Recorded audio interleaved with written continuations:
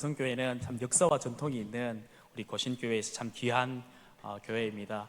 앞으로도 그 귀한 사역들 계속해서 감당해 나가시길 또 주의 이름으로 축복드리고, 또 우리가 짧은 시간이지만 예레미야 말씀을 통해서 우리가 하나님께서 세우시는 사명자가 또 어떠해야 하는가, 또 어떤 원리가 담겨져 있는가들을 좀 살펴볼 수 있도록 하겠습니다. 제가 잠시 기도하고 우리 말씀 보겠습니다. 삼위 하나님, 주의 말씀을 펼칩니다. 우리의 이성과 마음을 조명하여 주셔서 주의 뜻만이 밝게 드러날 수 있도록 역사하여 주시옵소서. 찬양을 올린 대로 말씀 앞에 굳게 서는 은성교회 될 수 있도록 은혜 베풀어 주시옵소서. 감사드리며 예수님 이름으로 기도합니다. 하나님께서는 항상 당신의 종들을 세우셔서 역사들을 이렇게 이끌어 가셨습니다. 특별히 시대적으로 참 힘들고 어려울 때마다 하나님께서는 그의 종들을 세우셨고, 그 종들을 통해서 신앙적으로 그 시대를 일깨워 나아갔습니다. 하나님 입장에서 한번 생각해 보시죠. 하나님 입장에서는 얼마나 그 시대에 꼭 필요한 인물을 세우기 위해서 고르고 고르셨겠습니까? 그죠? 그래서 그러한 부분들을 생각할 때 하나님께서 그들을 그 시대에 그 상황에 맞게 꼭 필요한 자들로 이렇게 세워주셔서 하나님의 뜻들을 풀어나가셨습니다. 오늘 본문의 예레미야가 오늘 참 그와 관련된 내용들을 잘 보여주는 본문인데요, 예레미야가 사역했던 시대는 어떤 시대였냐면 이스라엘 백성들, 또 예루살렘이 멸망하기 마지막 5 왕들이 사역하였던 시대가 예레미야가 사역하였던 시대였습니다. 즉 가장 불신앙적인 시대였고, 신앙적으로 회개를 촉구해야 할 시대에 하나님께서는 예레미야를 세우셨던 것입니다. 그런데 성경의 많은 본문들 가운데도 이처럼 오늘 읽었던 1장 4절에서 10절까지의 말씀처럼 하나님께서 그의 종을 세우시는 구체적인 장면을 이렇게 묘사한 부분이 많지는 않습니다. 여기에 보면 예레미야를 하나님께서 어떻게 세우셨는가, 어떻게 그 시대의 사명자로 하나님께서 만들어 가시는가를 우리가 확인할 수가 있습니다. 그런 맥락에서 우리가 하나님께서 세우시는 사명자의 어떤 신앙의 원리들을 오늘 좀 짧은 시간 살펴보면서 은성교회를 향한 하나님의 어떤 뜻들을 우리가 발견하고, 또 하나님 앞에 은혜의 시간들을 나누는 시간 되었으면 하는 마음으로 오늘 본문을 좀 준비를 하였습니다. 여러분들, 앞서 제가 말씀드렸지만 예레미야가 사역하였던 시대는 그 시대적으로 가장 혼탁하였고 불신앙의 시대였습니다. 그때에 이제 하나님께서 예레미야를 세우신 것입니다. 그 맥락들을 우리가 살펴보면서 우리의 삶에 좀 적용하였으면 좋겠습니다. 첫 번째로, 하나님께서는 사명자를 세우실 때 그의 절대적인 주권으로 하나님께서 사명자를 세우신다는 것입니다. 하나님의 절대적인 주권으로 사명자를 세우신다는 것입니다. 오늘 말씀 본문 4절과 5절인데요, 우리 다 같이 한번 읽어보도록 하겠습니다. 4절과 5절입니다. 시작. 여호와의 말씀이 내게 임하니라. 이르시되 내가 너를 모태에 짓기 전에 너를 알았고, 네가 배에서 나오기 전에 너를 성별하였고, 너를 여러 나라의 선지자로 세웠노라 하시기로입니다. 하나님께서 예레미야에게 지금 강력하게 말씀하고 계신데요, 내가 너를 알았고, 내가 너를 성별하였고, 내가 너를 세웠노라 라는 이야기를 하시고 있습니다. 이것은 단순히 하나님께서 예레미야의 성격이나 상황이나 환경을 알았다라는 의미가 아니라 훨씬 더 큰 개념인데, 하나님께서 창세 전부터 이때의 예레미야를 사용하기 위해서 구별해 두셨고 계획하시고 섭리하셨다라는 의미입니다. 그냥 예레미야를 아셨다의 수준이 아니라 이때 예레미야를 사용하기 위해서, 이때 예레미야를 사명자로 세우기 위해서 사용하실 목적으로 그를 준비시키셨다라는 것입니다. 하나님께서는 그의 절대적인 주권으로 사명자를 직접 세우신다는 것입니다. 이스라엘의 마지막 때에 그 불신앙의 시대를 신앙의 시대로 변화시키기 위해서 하나님께서 고르고 고르셔서 예레미야를 가장 적합한 자로 예레미야를 세우셨다라는 것입니다. 비록 우리가 볼 때는 좀 연약하게 보이고, 비록 우리가 볼 때는 좀 부족하게 보일지라도 하나님의 주권적인 사역 앞에 쓰임받는 자들이라고 한다면, 하나님이 세우신다면 하나님께서 만들어 가신다라는 것입니다. 우리 은성교회도 하나님께서 직접 주권적으로 세우셨음을 믿으시길 주의 이름으로 축복합니다. 성도 여러분들도 하나님께서 집사로, 권사로, 장로로, 또 성도로 이렇게 불러주셨는 것은 우리가 되고 싶다라고 해서 될 수 있는 것이 아니고, 우리가 하고 싶다라고 해서 할 수 있는 것이 아니라 하나님께서 직접 불러주시고 하나님께서 직접 세워주셨기 때문에 우리가 사명을 감당할 수 있는 것입니다. 예레미야의 삶이 그러한 같은 거죠. 예레미야가 좀 부족하게 보이고 연약해 보일지라도 하나님께서 예레미야를 알았고 성별하였고 세워가지고 그 시대를 하나님께서 이끌어가는 그의 사명자로 세워 나가셨던 것입니다. 예레미야 입장에서 한번 생각해 보십시오, 성도 여러분들.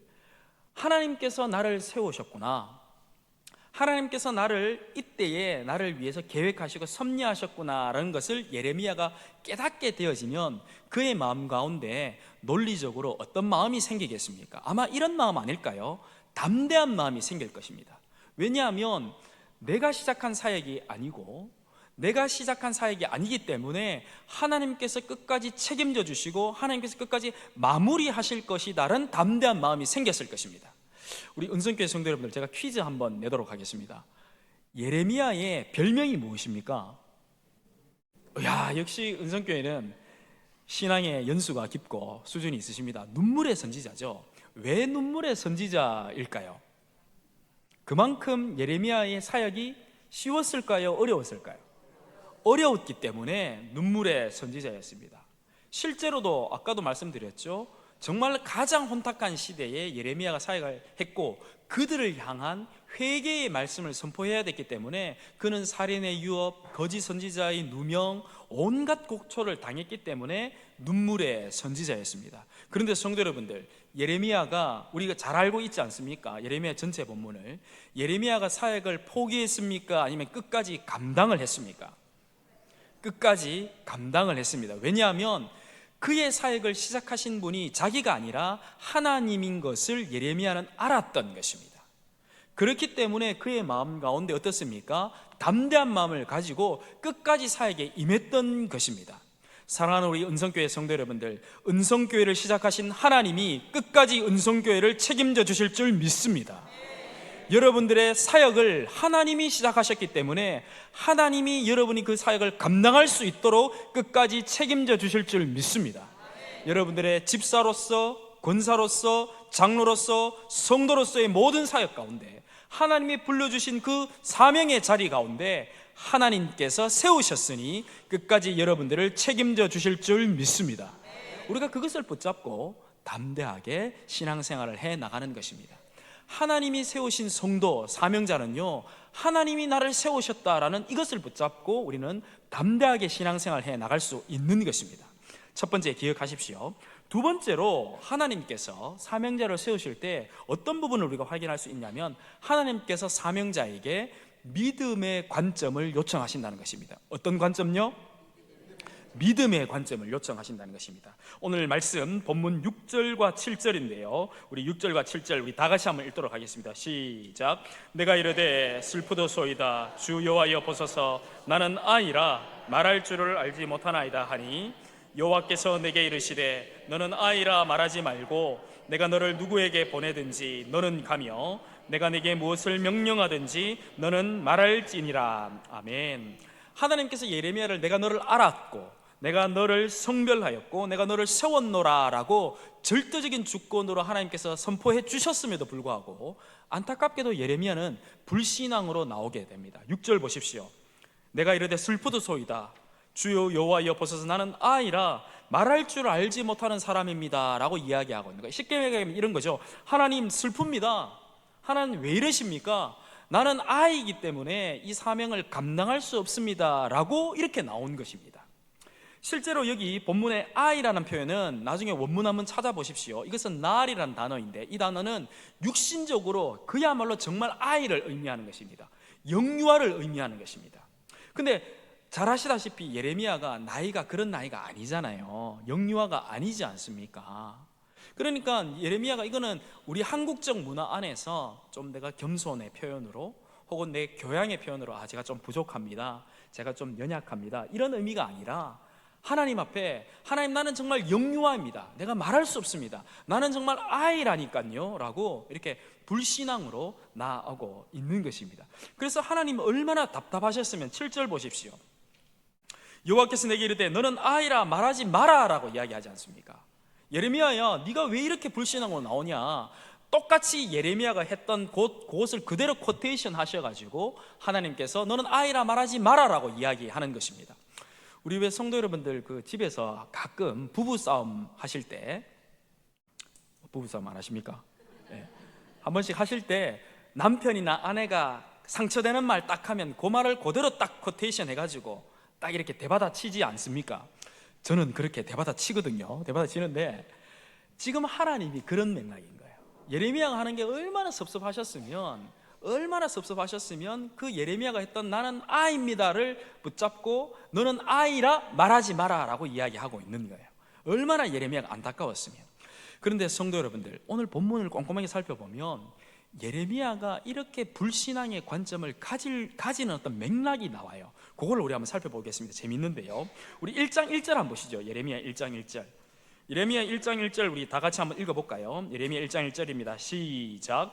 베냐민 땅 아나도스의 제사장들 중 hil기야의 아들 예레미야의 말이라입니다. 여기 보면 예레미야가 어느 지역 출신이냐 하면 베냐민 땅 어느 지역 출신입니다. 어느 출신입니까?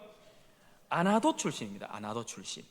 베냐민 땅 아나도 출신의 제사장들 가문에서 태어난 사람이 예레미야입니다. 근데 이게 이제 우리나라의 역사가 아니기 때문에 이게 잘 피부에 와닿지 않는데, 아까 우리 눈물의 선지자도 맞추신 우리 은성교회인데 퀴즈 한번 내도록 하겠습니다. 이스라엘 역사 가운데 다윗을 이어서 왕이 누가 됩니까? 솔로몬이 되죠. 이 어려운 문제도 맞춰주셔서 감사합니다. 솔로몬이 되는데 우리가 잘 알지는 못하지만 이 다윗을 이어서 솔로몬이 될 때 거기에 어떤 역사적 사건이 벌어지냐면 아도니아라는 사람이 자기가 왕이 되고자 천명하는 사건이 벌어집니다. 우리 열왕기상 1장인데요, 한번 찾아보시죠. 열왕기상 1장 5절에서 7절까지 말씀입니다. 제가 가지고 있는 구약성경 509페이지입니다.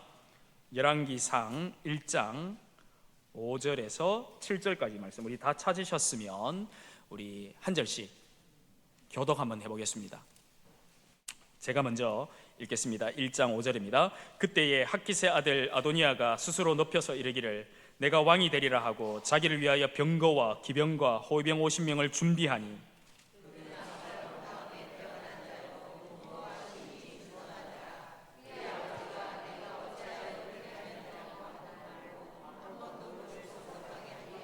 (7절) 다 같이요. 아도니아가 수르야의 아들 요압과 제사장 아비아달과 모이하니 그들이 따르고 도우나입니다.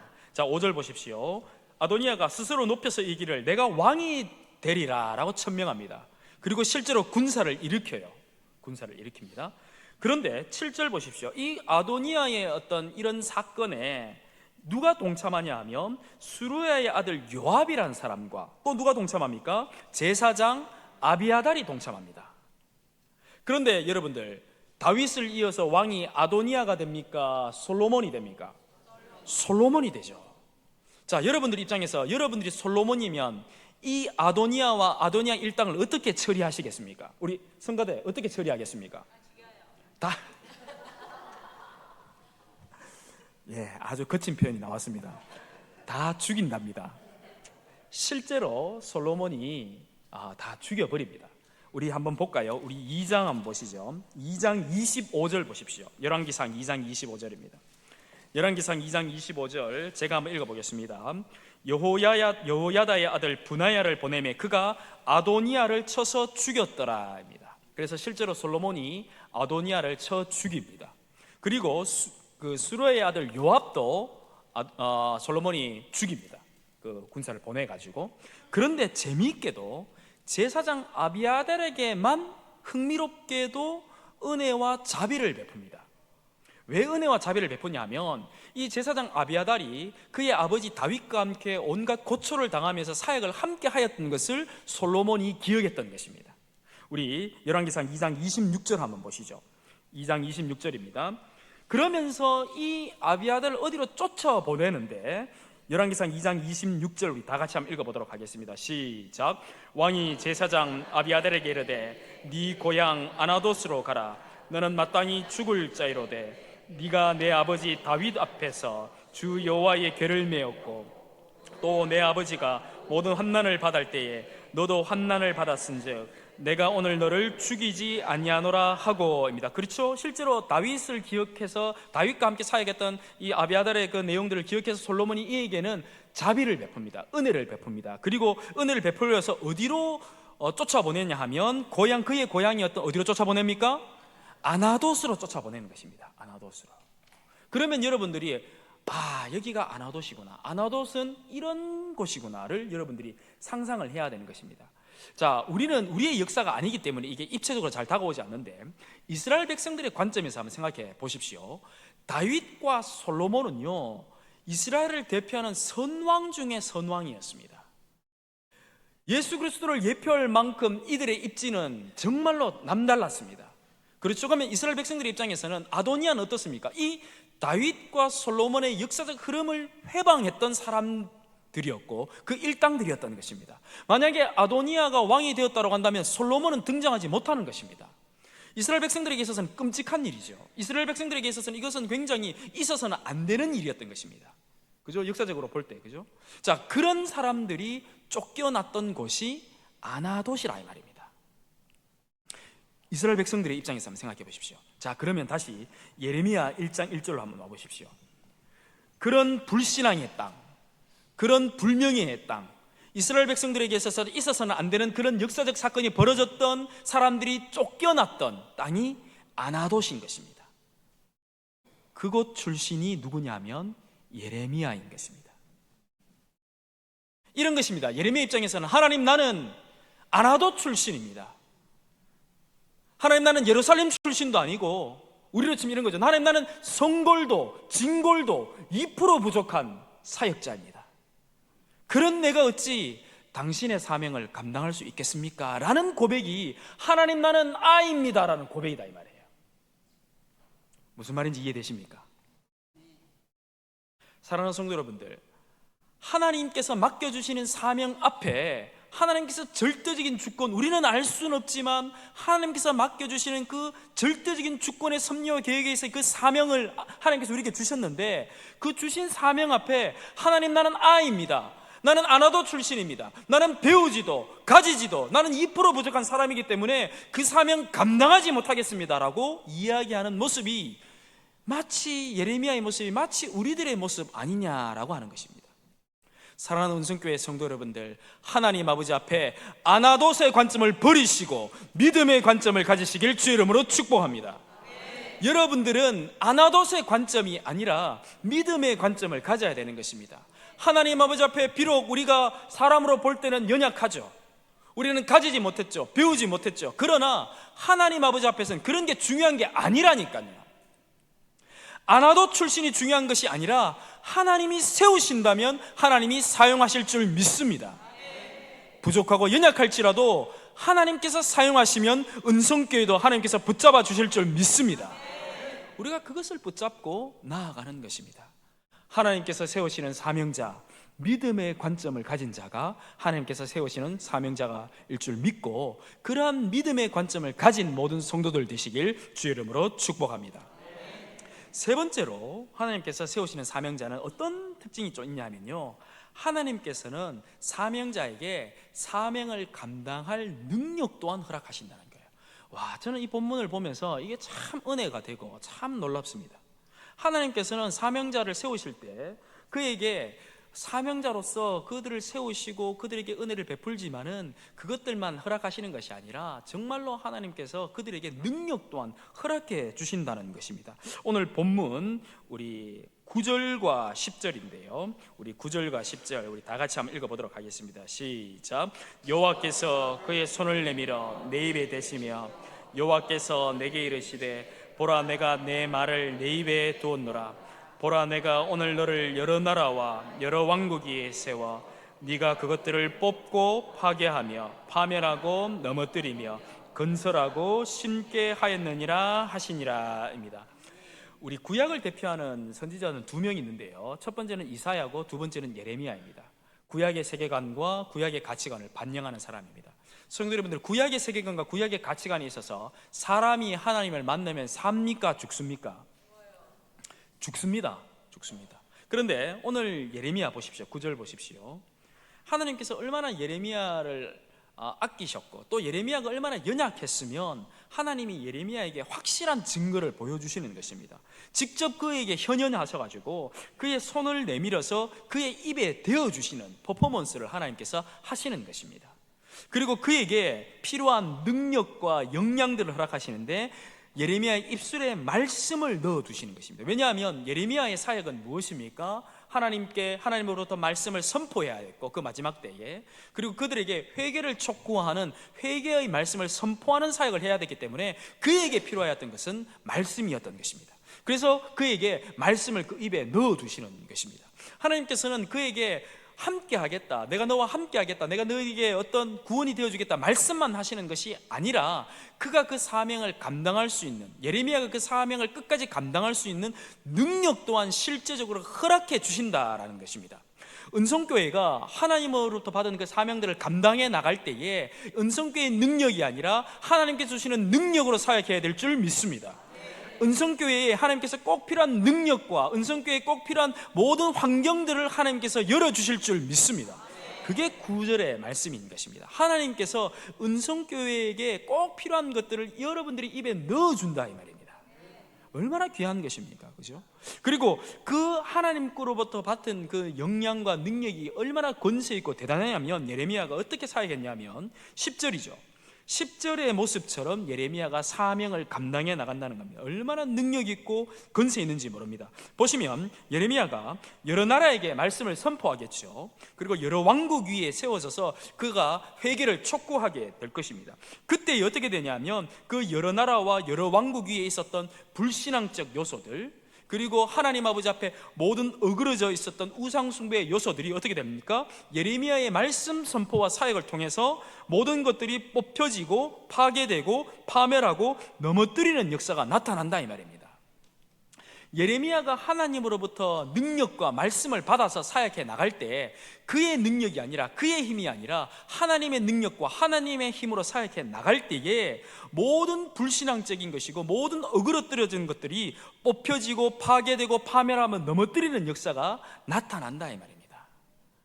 우리가 하나님으로부터 받은 능력으로 이 지역사회를 섬겨나가고 여러분들이 개개인의 삶 가운데 주님 주시는 능력으로 사역해 나간다면 여러분들의 사명, 여러분들의 삶 가운데 어그러진 것들, 여러분들의 지역사회 가운데 도사리고 있는 그 어둠의 세력들이 뽑혀지고 파괴되고 파멸되고 넘어뜨리는 역사가 우리의 사역 가운데 나타난다 이 말입니다. 이 얼마나 신나고 얼마나 익사이팅합니까? 우리가 신앙생활하며 우리가 하나님의 사명자로 살아갈 때 이런 역사가 우리의 삶 가운데 나타나고 은성교회의 삶 가운데 나타나시길 주의 이름으로 축복합니다. 모든 어그러뜨려진 것들이 이렇게 정화되어야 되지 않겠습니까? 그죠? 모든 불신앙의 모습들이 이렇게 뽑혀지고 파괴되어져야 거기에 깨끗하게 된 이후에 10절 하반절 보십시오. 하나님의 나라가 어떻게 됩니까? 거기에 건설되고 복음의 말씀이 심겨지는 역사가 나타난다 이 말입니다. 더러운 그릇에는 깨끗한 것이 담겨질 수가 없습니다. 은성교회 사역 가운데 이 지역사회를 돌아보면서 은성교회가 역사와 전통이 있지 않습니까? 제가 오늘 조금 일찍 와서 우리 장로님들이 얼마나 교회를 자랑하시는지 80년 된 제가 살구나무도를 제가 또 봤습니다. 참 귀하더라고요. 교회도 너무 예쁘고 은성교회가 이렇게 귀한 교회의 어떤 역사적 레거시를 가지고 사역해 나가시는데 그 사역해 나갈 때에 먼저 그 말씀의 사역을 통해서 영적인 사역을 통해서 이 지역사의 모든 어그러진 것들을 정화시키고 성결하게 만든 이후에 거기에 하나님의 나라를 건설하고 복음에 심겨지는 논리적 순서가 그렇게 이루어지는 것입니다. 그래서 여러분들이 그것들을 하나님 아버지에 바라보면서 기도하면서 나아가는 것입니다. 하나님, 우리 은성교회를 통해서 이 땅에, 이 지역사회에 또 나의 삶을 통해서 나의 가족과 나의 직장과 나의 삶 가운데 모든 어그러진 것들이, 모든 불신앙적 요소들이, 모든 어둠의 세력들이 뽑혀지고 파괴되고 파멸되고 넘어뜨리는 역사가 나타나고 그 위에 하나님의 나라가 건설되고 복음이 심겨지는 역사의 주인공 될 수 있도록 우리를 좀 사용해 주십시오라고 여러분들은 10절을 붙잡고 기도할 수 있는 것입니다. 그런 어떤 사역의 또 지평들이 여러분들이 좀 열려져야 되지 않겠습니까? 그죠? 은성교회가 하나님 아버지 앞에 역사와 전통을 자랑할 것이 아니라 이제 은성교회의 100년을 바라보면서 은성교회의 다음 세대를 바라보면서 하나님 우리를 사용하여 주시옵소서. 우리로 통하여서 모든 어그러진 것들이 뽑혀지길 원합니다. 파괴되길 원합니다. 파멸되길 원합니다. 거기에 우리로 통하여서 하나님 나라가 건설되고 복음이 심겨지는 사명으로서 우리 은성교회를 사용하여 주시옵소서라고 여러분들이 간절히 기도하고 나아가시는 성도들이길 주의 이름으로 축복합니다. 은성교회는 참 중요한 지금 시기에 서 있습니다. 여러분이 이것을 붙잡고 기도해 나갈 때에 여러분들에게 하나님께서 붙들어 주시는, 보여주시는 비전들이 반드시 저는 있을 거라 확신합니다. 그래서 그런 것들을 여러분들이 붙잡으시면서 사역해 나가시길 주의 이름으로 축복합니다. 자, 하나님께서 우리들에게 이렇게 말씀하십니다. 하나님께서 세우시는 사명자는 첫 번째는 하나님께서 절대적인 주권으로 하나님께서 직접 세우신다는 것입니다. 그 사명은요, 우리가 하고 싶다라고 할 수 있는 것이 아니라 하나님이 세우시고 하나님이 뜻하신 것이기 때문에 거기에 세움 받기만 한다면 하나님께서 끝까지 책임져 주신다는 것입니다. 은성교회는 하나님이 세우신 줄 믿습니다. 하나님께서 끝까지 책임져 주실 줄 믿습니다. 그죠? 그 다음에 은성교회에게 우리에게 요청하시는 것은 무엇입니까? 아나도스의 관점이 아니라 믿음의 관점인 것입니다. 그죠? 아나도스의 관점을 버리시고 믿음의 관점을 바라보시길 주의 이름으로 축복합니다. 세 번째로 하나님께서 사명을 감당하실 때 어떻습니까? 하나님께서 말씀만 하시는 것이 아니라 그에게 합당한 능력 또한 허락해 주신다는 것입니다. 그 능력 받아서 하나님의 일은 우리의 힘으로 하는 것 아닌 것 우리가 잘 알고 있지 않습니까? 은성교회의 사역, 은성교회의 모든 것은 우리의 힘으로 하는 것이 아니라 하나님의 능력으로 해나갈 될 줄 믿습니다. 그것을 붙잡고 나아가는 것입니다. 이런 것들을 붙잡고 하나님께서 어떻게 예레미야에게 말씀하시냐면 우리 8절 한번 보십시오. 우리 8절 우리 다 같이 믿음으로 한번 고백하도록 하겠습니다. 우리 8절입니다. 시작. 너는 그들 때문에 두려워하지 말라. 내가 너와 함께하여 너를 구원하리라. 나 여호와의 말이라. 이 세 가지의 메시지를 주시면서 하나님께서 이렇게 말씀하십니다. 예레미야야, 너는 그들 때문에 두려워하지 마라. 내가 너와 함께하겠다. 내가 너를 구원하겠다. 나 여호와의 말이니라. 이 나 여호와의 말이라는 무슨 말이냐면 내가 개런티하겠다 이 말이에요. 내가 너를 세웠고 네가 믿음의 관점을 가지고 네가 어떤 능력들을 해나갈 때에 그들 때문에 이렇게 나간다면 너는 그들 때문에 두려워하지 마라. 내가 너와 함께하겠다. 내가 너에게 구원을 베풀어 주리라 말씀하시는 것입니다. 우리 은성교회가 오늘 받은 말씀으로 나아갈 때 은성교회에 하나님께서 말씀하십니다. 은성교회여 두려워하지 마라. 내가 너와 함께하겠다. 내가 너를 구원하겠다. 하나님께서 우리 은성교회에 주시는 정말로 귀한 말씀인 줄 붙잡고 하나님 아버지 앞에 힘있게 나아가시는 성도들이길 주의 이름으로 축복합니다. 우리 이 시간 말씀 기억하면서 우리 간절히 한번 기도하면 좋겠습니다.